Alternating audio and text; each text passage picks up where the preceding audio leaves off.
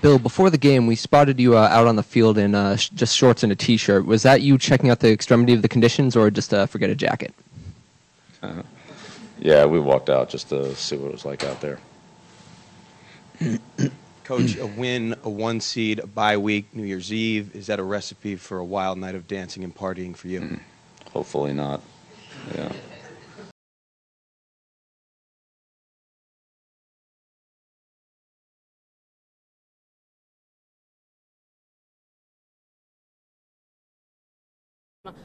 Bill Belichick there. You guys saw him out on the field, very, very chilly Gillette Stadium. Wondering if he's going to be strolling around like that tomorrow when Snowmageddon or the Snow Cyclops or whatever the heck is cyclone, coming. I think is the term for it. Yeah. Never heard of that term before. Sounds like a band. Snow Cyclone. It's coming. Yes. But, yeah, Bill Belichick, fearless as ever out there in sub-zero.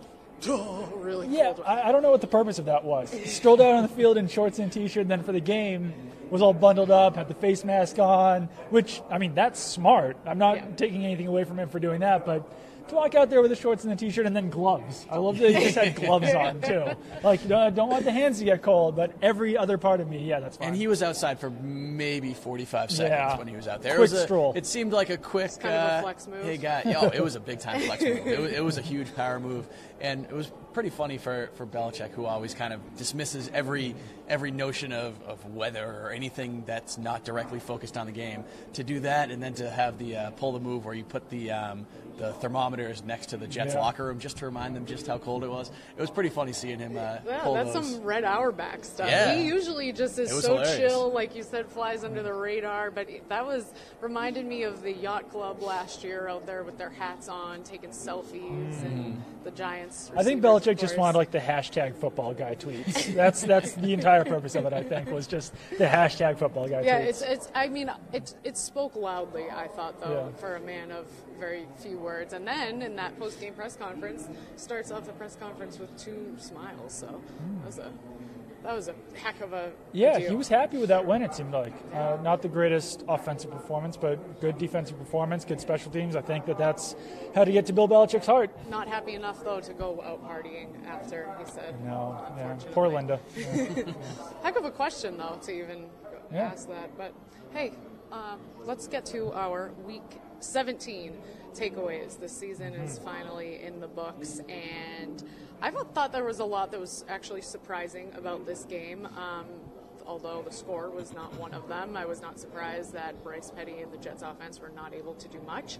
I was surprised by how involved James Harrison was. 2 sacks, a hurry, and Forced fumble, 5 tackles. And just on the field a lot more than I thought he would be, and used in different ways than I thought he would be as well. Yeah, I think that everyone kind of expected him to come in to be that third down pass rush specialist, and that's really almost the complete opposite way of how he was used. When the Patriots went into their third down defense in obvious passing situations, he mostly came off the field. That was until the last drive when he had the 2 sacks, but he was used in coverage, he was used as a pass rusher, he was used a lot in the run game, and I think that, it was a nearly perfect performance from James Harrison, and maybe that was just him, on the momentum of getting cut by the Steelers, wanting to prove they still had something left in the tank, but he looked good in coverage. Obviously, the 2 sacks were huge at the end of the game, not huge as far as the game goes, but just as far as, the Patriots having confidence in this guy that he can perform moving forward, and he was great in the run game too, setting the edge there. The Jets rarely ran at him, and I think what was most noticeable about his performance was just how strong that guy still is. And if you're pushing around 1,000-pound sleds, then you're probably going to be able to push around an offensive lineman pretty easily, but he was really overpowering those Jets tackles, and I think that he'll be a pretty big weapon on that Patriots defense on this playoff run now. Yeah, there was one play that really showed his strength in that game. It was a play he wasn't really involved in. I think it was a run to the other side, but he kind of chased it down, and once the whole pile had formed, he just ran up and just pushed over the entire pile. It was like 6 guys. They all just fell down when James Harrison ran into him.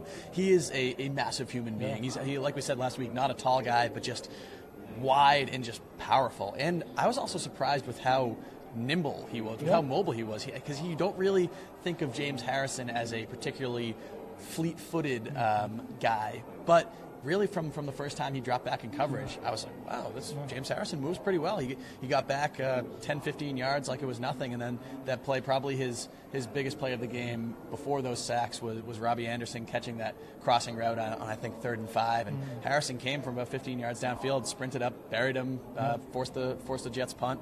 Like you said, pretty much everything you could have hoped to see from James Harrison in this game. And I think Good that his speed, performance definitely needs to come with the asterisk that it was against the Jets offense, but even for him to be able to get used to the Patriots defense and fit in seamlessly in just a few days. I mean, we saw Stephon Gilmore and lots of other players who came in and had all since spring and couldn't quite grasp the Patriots playbook, but the fact that he was able to pick it up that quickly says a lot too. And of course he's been in the league a long time, but still. Yeah, he's never really played in a defense like this one. I mean, he's been in 3-4 defenses. That's kind of what the Patriots are running right now. But Bill Belichick was really impressed after the game at how much work that he put in during the week to be able to pick up as much as he did in 5 days. He came in on Tuesday and was playing, 30 snaps, 27 snaps, something like that by Sunday. So, yeah, no, I very good, better than I expected him to be, and yeah, really positive moving forward there. Yeah, Bill Belichick pleased with him after the game. Meanwhile, after the game, some weird stuff going on in the locker room. Lotion gate. And I mean, I don't know if this is with Harrison having such a good game, having to assert himself as top dog in the locker room, but you had a front seat to a rather uncomfortable situation. People haven't heard about it. There are rumblings going on about Lotion and media members and James That makes Harrison. it sound a lot And worse James than it Harrison's actually is. back. Yeah. So yes, and James Harrison's back. Right when Harrison came around, there was a huge scrum of reporters around his locker, and he was getting dressed, and then after he had put pants on and everything, he turned to a reporter. It wasn't me, it wasn't either of these two, and he said, "How long have you been standing here?" And the reporter said, 20 or 30 minutes, and then he said, "Hold out your hand." So the reporter held out his hand, and James Harrison squeezed some lotion into his hand and then said, "Can you rub this on my back?" and then turned around. And the reporter started rubbing it on his back, and then Harrison, I think, was maybe a little bit caught off guard. He was like, "Oh, I was just kidding. It's too cold for that." And then took a towel and wiped it off, and then started talking to everyone. So, very strange moment. Dump lotion in someone's hand, what do you expect them to do with it if you tell them? Right. It's Otherwise, what are you doing with this lotion in your hand? You can't just wipe it on his I don't know, on James Harrison's locker or something. I don't know what the other option was there, but a very strange situation. Yeah. Just from the tone of the way he did it, was it just? I mean, was he laughing? Was he joking? Or was he actually sort of, puffing his chest? Might have been a little, because it sounds degrading, is what it sounds like to me. Is sort of an athlete being like, "I'm better than you," to a media member, but. What was your take on that? I mean, I feel like there's no explanation for this, but it is an interesting thing to ponder. It's like the new guy in the locker room, and you're already making media feel uncomfortable. That was a very long question, Michaela. I was waiting for your question to end, and it never ended. I feel like it was somewhat of an assertion of dominance. It was a joke, but strange. I think that Harrison's just kind of a weird guy, and just glad I wasn't the one who got the lotion put in the hand there. Yeah. That's what I was glad that I was on the complete opposite side of the room. Yes. I don't do particularly well in highly awkward, highly uncomfortable situations. So I also just don't like lotion. I mean, I know that's a complete opposite thing, but I like lotion, but I like a little bit, and I like it to come from where I want it to come from. To not wipe it on backs of other people. No. No, it's strange. Yeah, and we did talk about hypothetically if you were put in that position, because a lot of people out there have been saying, "Oh, there's reported that it happened to. Why would you do that?" But it's I mean, it's a very uncomfortable situation. I think I would be to be frozen in place. Just yeah. I already said I would cry for sure, but anyway, so there's that. So it'll be interesting to see what James Harrison does moving forward. He could be. We'll get into potential divisional round matchups when we talk about the wild card games that are going on this weekend. He could be especially helpful against the Chiefs, but in general, it should be interesting to see what he's able to do and how he behaves around here. So we'll keep everyone posted on that. Also, from Week 17, I took away just once again how important Dion Lewis is to this offense. What did you guys think of his continued success and just his helping the I was offense? honestly a little bit surprised that he got the ball as much as he did this past weekend, considering the game was pretty much in hand from pretty early on in this game. I know the Patriots didn't do much offensively in the third quarter, but there really was never any moment where this game was in doubt. So I was a little surprised that he had, 32 touches that he finished with, which is basically the same workload he got the previous week against the Bills, and he's been fantastic. I mean, he's really hitting his stride. Not that he hadn't hit his stride before, because he's been a very good player for them really throughout since about week 5 or 6. But yeah, he's playing the best football that I've ever seen him play, especially running the ball. And he's going to be a massive weapon for them going into the playoffs, especially if some of these other offensive pieces aren't totally 100% healthy. Yeah, and I think that they might just be willing to fully unleash him, which, I mean, is kind of what they've done these last 2 weeks. I don't think anyone expected him to get 30-something touches in the last 2 weeks of the season, but he's been fantastic across the board. Obviously, it's very evident what he can do as a ball carrier, but this season he caught, I think it was 91.4 or 6% of his catches this season. It was 31 of 35. So whoever wants to do the math out there, didn't have a single drop this season, also didn't let up a single pressure this season. So as a pass blocker, as a pass catcher, as a ball carrier, he was fantastic across the board and really, hit all of those advanced metrics as far as carrying the ball, catching the ball, and blocking. Yeah, and I'm happy, or I'm sure the Patriots are happy to see him walk away from this season and into the playoffs healthy, especially given the amount that he did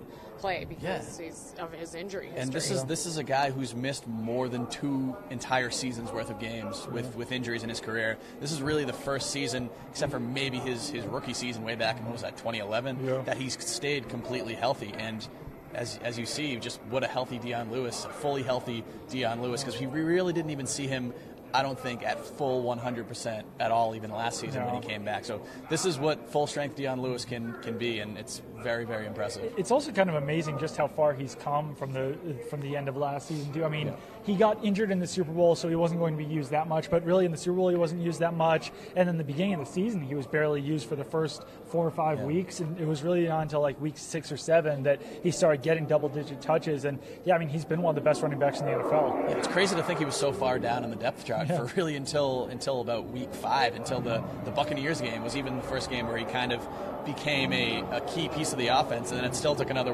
couple weeks beyond that before he really usurped Mike Gillislee in that role. So as for the Patriots' defensive backfields, I'm just curious what you guys think we could take away from Gilmore and Butler's performance against New York this past week, because they did seem to show improvement, and each of them have had their own fair share of struggles this season, but I feel like this is a big one where it's like, well, it was against Petty and the Jets. Yeah, it was. I think it was. You can't take too much away from it. It was a bounce-back performance from both those guys. They both clicked at the same time for one of the first games all season, but some of it was just, no offense to him, but cowardice by Bryce Petty. He barely threw to those guys. So if you're not throwing to them, then maybe that says that they're covering well, but it also could just be that Bryce Petty was relying far more heavily on his tight ends, on his running backs, than he was on those outside receivers and the slot receiver, because he really started targeting Jonathan Jones heavily at the end of that game. So I think they did play well, but I'm going to need to see it against a better team, against a better quarterback, against better wide receivers, before I know that they're going to be strong and this bounce-back performance is for real throughout the postseason. Yeah, totally agree with those. But I would say I'm more impressed with this performance than I would be if Bryce Petty was trying to throw to them the whole game and just throwing balls behind people like he was to pretty much every other player in this game. He barely even, I think neither of those players were targeted until, what was it, the third quarter? It was pretty deep into this game. So the fact that you have that good of coverage on receivers, including Robbie Anderson, who had a pretty good year for them, is pretty, it's noteworthy. Yeah. So I want to move on to Wild Card Weekend, and specifically looking at the AFC matchups, and just either of you can go first, get your predictions of what you guys think we'll see go down and how that could affect the Pats. I think that might kind of go chalk on this one. I think the Jaguars will probably beat the Bills in their matchup. I think their defense is so good. It would really need a terrible Blake Bortles performance, and I see the Chiefs advancing too, and that would mean that the Chiefs would be coming here for a rematch. And I don't know. I mean, I think we said it last week. I kind of expect that to go like it did in the playoffs. What was it, in 2015 when they played the Chiefs? I think the Patriots probably would decimate the Chiefs a little bit. But who knows? I mean, in week 1, the Chiefs obviously came here, had a pretty dominant win. So I see things going chalk at least for another round here. Yeah, I would agree with that. I mean, I think this week 17 worked out as well as it could have for the Patriots in terms of potential future opponents. I think the Chargers or the Ravens would have given them a more difficult game than the Titans or the Bills. I think the Titans stink. I think they're terrible. I think they're probably the worst team in the playoffs. I don't think they. I mean, I guess you can say they have a chance against the Chiefs because the Chiefs have been kind of inconsistent, but I'm not worried about them at all as someone who's been following the Patriots. The Bills, they've had their moments this season, but they're probably not going to have LaShawn McCoy, or at least a full-strength LaShawn McCoy in this game. Travaris Cadet, their backup running back, got hurt here a couple weeks ago, so they've got a guy named Marcus Murphy, who might be their starting running back against the Jaguars. I have no idea who Marcus Murphy is, and like you said, I think they could even withstand a terrible game from Blake Bortles, and the Jaguars could still win that game. So I'm saying my predictions are exactly the same as yours. Unfortunately, not particularly interesting, but I think the Chiefs are coming here. Both of you on Do you think the Titans are going to win? I think the Chiefs are coming here, and I think the Patriots are going to win rather easily. Because I've been riding the Chiefs train since week 1. Yeah. You guys know me. I've been high on the Chiefs pretty much all season, except for when they start to dip into their little rut. But when it comes to this weekend, I do see them coming out of it on top. And as for the These Bills, are going to be two terrible games in the AFC this weekend, by the way. Yeah, they will. What do you think? Let's hand it to the Bills for ending that. That was awesome, yeah, by the way. since That 99, was one of the cooler moments, seeing the Bills celebrate in the locker room and seeing all the Buffalo fans down in Miami after that Bengals touchdown. That was cool. Yeah. I don't think it's going to continue into the next round, but that was definitely a cool moment. What would be the funniest Super Bowl matchup? Bills-Eagles would be kind of funny because it would be Nick Foles. Titans. I think it would be Bortles against somebody. Seeing Blake Bortles start a Super Bowl. Yeah. Bortles Foles would be, that game might be 6-3. Yes. See, I would like to see the Saints make it, just see Drew Brees. Patriots Saints would be cool. That would be cool. Yeah. Patriots Saints would be cool. I mean, Minnesota in their home stadium would be cool. Yep. I think Minnesota is probably the most complete team over in the NFC right now. So the NFC is very, very good this Bradford's year. back too. Bradford. Three-headed quarterback controversy coming in the playoffs. Don't really understand how they're going to work that out. Yeah. But I could honestly see any team from the NFC making the Super Bowl. They're all right good. Now. Yeah, even the Falcons. Yeah. You tell me you couldn't see the Falcons going on some sort of run here and ending up back in the Super Bowl. I would say the Eagles look like one of the long shots now to make the Super Bowl, even though their defense is so good, their running backs are good. Nick Foles has looked terrible the last couple of weeks. So who knows? It's going to be a lot more exciting over there than it is here in the AFC. Yeah, certainly. So let's get to our injury update. Tom Brady back on the injury report last week with that Achilles, but notable that he did practice today because he hasn't been practicing Wednesdays as of late. And then also Alan Branch and Rex Burkhead were back at practice, so that is a good sign. And of course, they have the bye week to let these guys rest. And Doug, I know that you did a piece on Brady's numbers when he's been injured versus not injured, and just what do you think this week of rest will be able to do for him in terms of whether it's that Achilles? I think it's definitely it'll definitely help, because I think that's also one of the reasons why he's practicing on Wednesdays, that they aren't practicing on Friday. So it's still only 2 days of practice for him. He's going to have all weekend, the beginning of next week, to get the treatment that he needs to rest up. So I don't know. It was a good sign that the Achilles was off the injury report entering week 16, then it was back on there in week 17, and I don't know. I mean, it could have been the cold, could have been the Achilles, but he definitely didn't look like himself in week 17, and we're going on pretty much, 6 weeks of him not really looking like himself at this point. So I think that week of rest is going to be huge for him, and I don't know. I think that we could see normal Tom Brady back in the divisional round. I think the week of rest will probably be enough to get that Achilles back up to speed, back feeling normal, because I don't know, I just don't think that he's had as much power on his balls. He's been flat-footing a lot of passes. He hasn't been stepping into passes. Some of that is the pass rush. Some of that might be the Achilles. But there's just a lot of throws out there that were diving to the ground, and he didn't have the power on the deep throws this week. So I don't know. I'm hearing whispers that the quarterback cliff is coming for him. Between the cold and the injury, I can't buy into the cliff phenomenon or the cliff theory, because I mean there's things in place that are making him play poorly. So I think that once he's feeling better and once he gets in that dome in Minnesota, if they make it there, then I think he'll be fine. And poorly for him at 40 Right. years old is still better than the average quarterback. Yeah, the bye week here is definitely going to help out a lot of players who are a little banged up, and Tom Brady is definitely among the most important of those players. But another note that I saw, Chris Hogan has been practicing now for a couple weeks. He hasn't played in any of the last 2 games, but he was recognized as a practice player of the week last week, which in the grand scheme of things doesn't mean a whole lot, but it does mean that he was able to do enough in practice that he was noticed by his coaching staff, and I don't think they would have somebody who was kind of practicing on a limited basis be recognized in that regard. So that's definitely a good sign as it relates to his kind of availability for the divisional round. And it's been intriguing to not see Mike Gillislee out here for any of these last 2 weeks. Nobody's really been able to go through and pinpoint the exact moment that he suffered his knee injury, correct? Yeah, no, I don't Nobody's think anyone really knows. And he walks around fine in the locker room from what I've seen. Yeah. I saw I can't remember who tweeted this at me, so I apologize to the Twitter user who did this. They were saying, is there any chance that the Patriots place Mike Gillislee on injured reserve and activate to free up a spot to activate Malcolm Mitchell? I hadn't thought of that before, honestly. The old Foxborough flu. It's not a bad idea. Yeah. I mean, they're going to have to get, if they do want to bring Malcolm Mitchell back, who has been practicing these last 2 weeks, they're going to have to take somebody off their 53-man roster. There's not really an obvious candidate right now, considering, I mean, Geno Grissom tends to be that guy, but you kind of need him on special teams at the moment.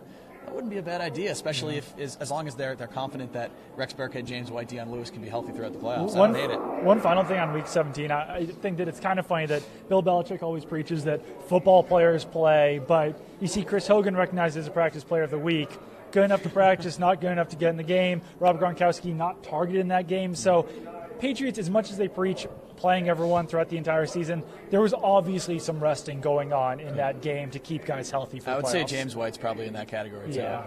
As for Malcolm Mitchell, I mean, when he did play, he was great. That connection that he has with Brady, they certainly have. Second half of last chemistry. season, he was very good. Yeah, really impressive. Every time I think about him, I can't not mention the giant Lombardi tattoo he got in his calf, but that is unrelated. Yep. Do you think that if they were to activate him, he could be effective, having been out now for so long? I feel like could be a bit of rust, or is he enough of a spring chicken to be able to just hop back in there? I think he'll be fine. I've even seen that on Twitter. Some people have been like, is there even a point in activating him now that like he'll be like knocking the rust off in an elimination game? I don't know if rust is even a thing. I mean, I think that he would be fine. I don't think he'll play a full share of snaps. I don't think they would need him to if Chris Hogan's back out there and Brandon Cooks and Danny Amendola. So you're probably only talking about 15 or 20 snaps anyway. So I think it would be worth it just to have him out there because he'll be a better option than Philip Dorsett. He'll probably be a better option than Kenny Britton there too. Yeah, he's like you just said. He's not a guy that they're gonna. It's not like Julian Edelman's coming back and they're going to kind of ask him to play 80-90% of snaps right off the bat. He didn't do that last year. Malcolm Mitchell didn't do that last year, so they wouldn't expect him to do that now. It's a fair concern to have, I think, for a guy that's been kind of on the shelf for 4 months now. But yeah, I definitely think that as long as they kind of can deem him to be healthy, to be ready enough to play, I think he can definitely help them. All right, well, we will see. Are you guys ready for superlatives? Because it is that time. Yes. For the end of season superlatives. Yes. Let's start. I really hope that we don't have many of the same because I hate when we agree because I can't stir the pot. Yeah. But I have a feeling we're going to agree on the first one. We might have to go MVP fast on this of the too, season. right? Yeah. Fast-ish? Yeah. All right. We're just Rapid fire. we're gonna Lightning roll round. right Yeah, through them. yeah, absolutely. MVP. Yes. Go. Tom Brady. Tom Brady. Yes. Dang it. If you're going to be the MVP of the NFL, you have to be the MVP of your own Yeah, team. exactly. I think that's a rule. Yes. Opoi, Offensive Player of the Year. Deion Lewis. But Good one. I think it should actually be Tom Brady because I think it's dumb to have an Offensive Player of the Year be different than the MVP. It's an really offensive good player. So it's Tom Brady, but I'm going to say So it's we'll do Deion Lewis. Offensive Player of the Year other than Tom Brady. Yes, and mine is Deion Lewis because he has more. My argument was that he has more yards from scrimmage than Rob Gronkowski. He has more total touchdowns than Rob Gronkowski, and he played a full 16-game share. Yeah, I went with Rob Gronkowski. I was waffling between the two. I just went with Gronk because I think over the full course of the season he was a more effective and more dominant player. But yeah, I could definitely see the case for Lewis, and he was my 1A on there. I I agree with both of you. I did go with Gronk as well, and just that he has been able to stay healthy this season, something that he hasn't been able to do in the past. Best abilities, availability, and he has been great. So, defensive player of the year. I say pass on this one. Wow. I'm kidding. I did pick someone, but... Yeah. And actually, so I picked Jaron Harmon, and Wow. I was my happy choice, too. about my choice because it was the only one that I really was like, you know what, I feel good about this pick. And because at first I was like, pass. And then I was like, no, he's been consistently good, and that's why I chose him. Yeah, I picked Jaron Harmon. I thought that was going to be the only one to think of that, so thanks for stealing my thunder there, Michaela. It's okay. He isn't like a full-time player, I think, which is one of the reasons why I was kind of hesitant to pick him. But he's been the most consistent defender on the Patriots this season, and he's been the most consistently good at doing his specific job. I don't think you can really point to a single Jaron Harmon play, maybe one or two, where you're saying, oh, wow, he really screwed up. He had the 4 interceptions this year, was closing out games, played a bigger role than he has in the past, so he's lived up to that contract. So he was my choice. But there's a lot of different options in there. Yeah, we were talking about this last night. I was trying to think. I picked Devin McCourty, kind of a cop-out answer, I guess. But, I mean, Devin McCourty was Devin McCourty this year. Yeah. He probably should have been a Pro Bowler. He was kind of the leader of that secondary, really the only member of that secondary who played consistently well through the entire season, except for Jaron Harmon. Right. I just thought Harmon didn't quite play enough, maybe to warrant it. But Harmon definitely deserves recognition. Patrick Chung in there. He had a little bit of a rocky start, but he's been really good over the last 2 months or so. Kyle Van Noy, too. I mean, he ranked up. His numbers blew his career highs out of the water. I did and think of Van Noy. You just saw what the defense looked like when he's not in him there. And Flowers just didn't really Flowers play there, enough. too. Yeah, so it was. Flowers there's missed the 2 games. There's How no many did Van Noy miss? 4? 4 or 3, yeah. There's no real overwhelming favorite in this. I went with McCourty, but, yeah, Harmon's definitely a good choice, too. How about most improved? I don't know if I put this down, so one of you guys can go first. But mine was Marquise Flowers. Started off the season as a special teamer. When he first started playing on defense, it wasn't always pretty. He was kind of a liability against the run, but by the end of the year, I mean, he might be the Patriots' best healthy linebacker. I mean, it would probably be Van Noy, but Marquise Flowers is the number 2 guy in there. He's been great as a pass rusher, great in pass coverage, and he's even been playing a lot better against the run as of late. Yeah, I went a little bit of a different direction with this. I picked Deion Lewis, which I know is kind of strange considering how good he was in 2015 before he got hurt. But just this season, he's been a more complete back. If you look back to his stats, I know everybody looks at that 2015 season and thought that he was a fantastic kind of all-purpose back. He had more receiving yards than rushing yards that season. He only ran the ball 49 times. He was really just a pure kind of third down, mostly passing back. And this year he's really been kind of handled the entire spectrum of running back responsibilities like you were talking about earlier. He easily would have surpassed 1,000 yards if he wasn't kind of buried down there on the depth chart. And I think we're finally seeing the full kind of spectrum of his potential this year. Since I'm coming up with this one off the top of my head, I'm going to go with Stephon Gilmore because I was ready Mid-season to improvement. cut I was thinking of that mid-season too. I was thinking that since too. He's been good. Just looking at the beginning of the season to now. It was kind of like a down, way up, little down, then went back up for but, week 17. But considerably better than he was definitely. in the beginning of the season. For so sure. kudos to him for picking it up. Off the top of the old noggin there. Oh, yeah. Rookie of the year. This one was easy for me, and I went with Dietrich Wise. Yeah, Dietrich Wise. He's really the only real kind of candidate in this. It's basically the only rookies on the team this year were Wise, Jacob Hollister, Adam Butler, and then Eric Lee coming on later. Right, and he was a first-year player rather than a rookie. Because he hadn't played in a real game before. But, it's Wise. Yeah. He had a good – he didn't have an overwhelmingly positive season, but he was solid all the way, and just with the lack of candidates, that's him. Yeah, Butler was probably – kind of as good. He just didn't have the sexy stats that Wise had. Wise had, 6 sacks. Butler only had 2. So, it's Wise. But Butler was kind of a close-ish option, I guess. Yeah. So I also chose Wise for biggest surprise because especially, I mean, it's almost like we forgot that Derek Rivers was chosen before Wise in the draft, and there was I don't want to say a lot of hype, but given the fact that it was the Patriots' first draft pick, there was a bit of hype around him, and then he, of course, goes on IR, and Wise really stepped up, and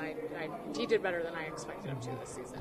I kind of cheated on this one, and it's the fact that James Harrison finished the season with the Patriots. Don't think anyone really saw that one coming. That was a big surprise. I mean, even when he was cut, everyone was like, okay, well, he'll be back with the Steelers. And then people started to kind of write, like, whoa, would the Patriots sign James Harrison? I was still like, no, he's going to go back to the Steelers. And then they signed James Harrison, and he had 2 sacks to finish out the Patriots' regular season. So that was my biggest surprise. Yeah, I leaned that way initially, too, and then I ended up going with a player. I just went with Eric Lee. Yeah. Just the fact that we've talked about the flaws in his game. He's not a very good run defender. He's not a complete player. Yeah. But for him to come out of absolutely nowhere, nobody had heard of Eric Lee before the Patriots picked him up. Then he comes out 5 days after he signed, gets a sack against Miami. Then the next week, he has the game of his life. I mean, it was interception, 2 pass breakups, 3 quarterback hits, a sack and a half against the Bills. And then the next week, he played every single defensive snap. Yeah. So this was a guy that just really came out of nowhere. Like I said, not a perfect player, but I don't think anybody saw that coming from him. Yeah. How about disappointment? My disappointment was Alan Branch. Just didn't really play enough. He had the healthy scratch. He got injured. Just didn't make nearly the same impact as he did in 2016 when he was really one of the Patriots' best defenders. And this season, he took a huge step back. He was a priority for them to sign in the offseason. It just didn't work out that well in his first season back Yeah, there. I went with Alan Branch, too. I mean, you look at his stats, too. 49 tackles last year, only 12 this year. 8 run stuffs last year, only 2 this year. You can't really blame him for the injury, Right. but overall, it was a pretty disappointing season for a guy that was really one of the Patriots' best defensive players last year. I think I want to go with the Patriots defense as a whole for this one, and I know that they picked it up, and they're 5th, I believe, in points allowed, which is obviously very good. But in terms of passing the eye test, they did not pass it. They had a terrible start to the season. I had higher expectations for them coming into this season. I expected them to come out right out of the gates with it all together. That was not the case. I thought their defense would even prevent them from making it to where they are now. So I guess you could also give them most improved. But yeah, Matt Chatham's going to be very mad at you. Oh, why is that? He feels. I think he said that they have the best or one of the best defenses heading into the playoffs. Do you think that? No. Okay, I don't either. So we will have to take that up with Matt Chatham. Stay tuned for that. But let's move on to our social sack, because Julian Edelman launched a line of men's jeans, and I'm going to just pull this up here because I want to read this quote from Mr. Edelman. Look at him there, just lounging. I prefer to wear dark colors, so it was a unique experience for me to work with Joe's team on perfecting the washes that best represent my style. I don't even really know how to, something about filling the void, athletic men for fitted, slim jean. Sounds like a lot of thought went into that pair of pants, and he has been keeping quite busy. The rip in the jeans there. It means they're not very sturdy. Yeah, I mean, I would like to see a little more ACL support in there. I mean, you're walking around with those holes in your jeans. Bulky enough for a brace in there or something? Yeah. I don't know. What do you guys think? You're going to buy a pair? Look, there's several. The Julian Edelman, the X. What do we got for price range over here? Yeah. I assume these are a little So they're Joe's, pricey. which I do like Joe's. They we got $78 for it looks like they're $188. $188. Well, this one is that's a t-shirt. Just a t-shirt. Oh wow, $78 for the t-shirt. Yeah. Wow, I was wrong. I know. I was looking. I was like, that is a steal. Yeah. Wow. So, $188. I will not be purchasing any Julian Edelman jeans. No. But one of my biggest pet peeves is like the marketing speak that they put in these blurbs about new products. Like you always see it with when Nike comes out with a new line of jerseys. It's like, aerodynamically engineered cotton with fly wire and all this. I hate those things so much. Exactly like what the weathermen are doing with this cyclobombogenesis Cyclobombogenesis. Whatever's happening tomorrow, we're going to be wiped off the face of the planet. But it's a lot of technical jargon. I agree with you. Like, what is? I hate it. I agree. Just be like, these are pretty comfortable jeans. You'll like them. Like, all you need to say is Edelman designed them. Cool. Right. People are going to buy them for that reason only. Basically. I would agree with that. Meanwhile, Harrison, who has gotten a lot of blowback from his old Steelers teammates, just rubbing it in that, I mean, the Steelers are heading to the playoffs too, so I don't know, but I mean, and they didn't need him apparently. Has his has his family rocking ready to go outfitted in with, Patriots jerseys, red, white, and blue. Good stuff. That's Maybe it was might have been made right below us in the Patriots Pro Shop. Might have been. Yeah. So might have been where he picked those up. He's ready to go. Yeah. The James Harrison Revenge Bowl, not that we're looking past whatever this divisional round opponent is. The James Harrison Revenge Bowl is going to be fantastic. Yeah. I'm already looking forward to it. So I am definitely looking past whoever the I don't Patriots know. are playing in the divisional round. I don't know what the playoff record for sacks in a game is, but James Harrison might get it. He's gonna have like if 7 he plays and a half. the Steelers. Yeah. That would definitely be exciting. It's to gonna be see. awesome. Yeah, I am almost picturing like Bengals Steelers-esque. You know how scrappy they get. I mean, I don't think a Bill Belichick coach team could not get that. the whole team. I mean, Just Harrison and the Harrison? Steelers. Maybe. Yeah, and I, like early on, and then Belichick will reel him in. But Yeah. but yeah, I definitely think there will be some tension between those two. You never teams. know. Yeah, See that. I'm definitely for a storyline perspective, it would definitely be the most entertaining if both of these teams make it through the divisional round and 100%. meet up again here in a couple weeks. All right. Well, we will be back next week, and we will have an opponent. Can we do a final thoughts real quick Yes. Sorry, I thought those were the. on Patriots coordinators? Yes. Good call. Great. Yes. Great final thoughts. Yes. Fantastic.